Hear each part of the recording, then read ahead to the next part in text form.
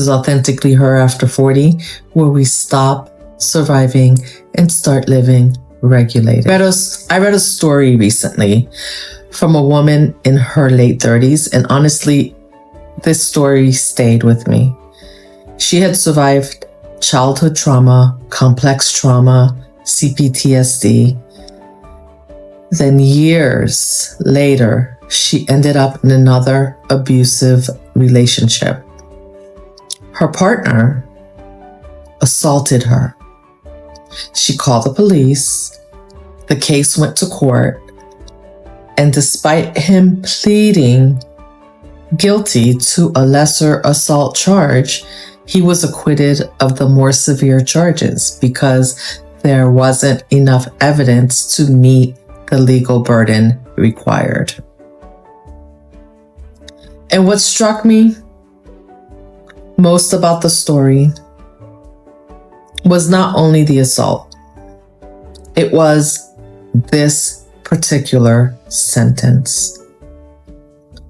When I call someone out for hurting me, I feel guilty. That line explains decades of trauma psychology in one sentence. Some women feel guilty for protecting themselves. And if you're out there listening, I know you know what I'm talking about. This story hurts because she knows logically she did nothing wrong. She knows he assaulted her. She knows calling the police was the right thing to do, and it was justified. She knows the acquittal does not erase reality, and still, her nervous system feels guilt. And that's the part people who did not grow up with emotional invalidation often struggle to understand. Because trauma survivors are not only healing from what happened, they are healing from conditioning that taught them your pain is inconvenient. Your boundaries are cruel. Your reactions are too much. Your anger is dangerous. Your needs are selfish. Your silence keeps the peace. And that conditioning becomes wired into the body. Trauma survivors often apologize internally, even when they were the ones harmed. Stop and think about that. The person who's harmed is the one apologizing.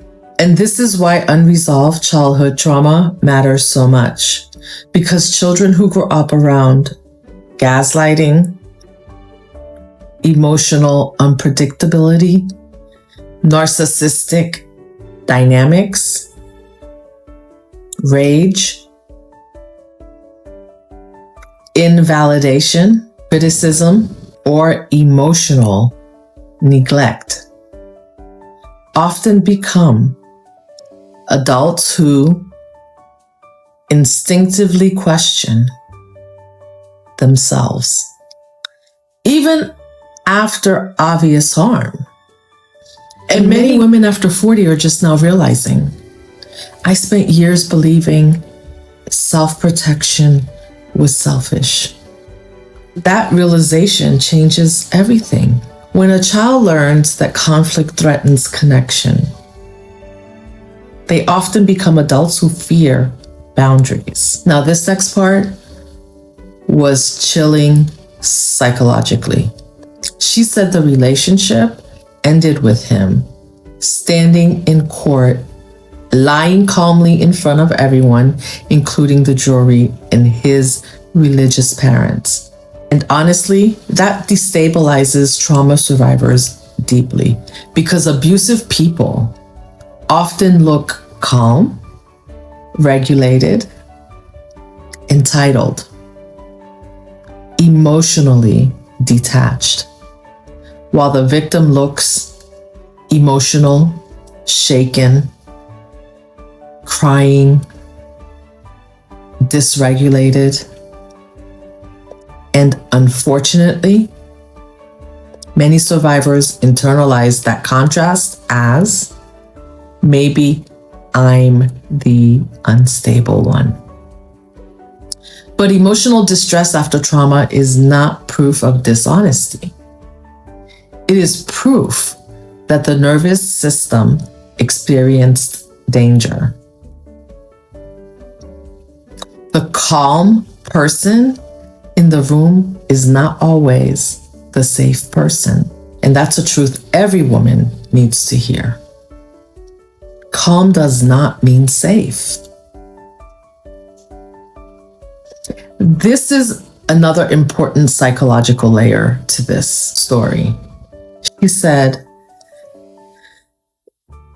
it's the thing of being believed that is hard. And honestly, that sentence explains so much about trauma, because when you grow up emotionally invalidated, external beliefs become emotionally loaded. You begin unconsciously seeking proof, validation, confirmation that your reality matters. So when systems fail, the nervous system can interpret it as, my reality still doesn't count.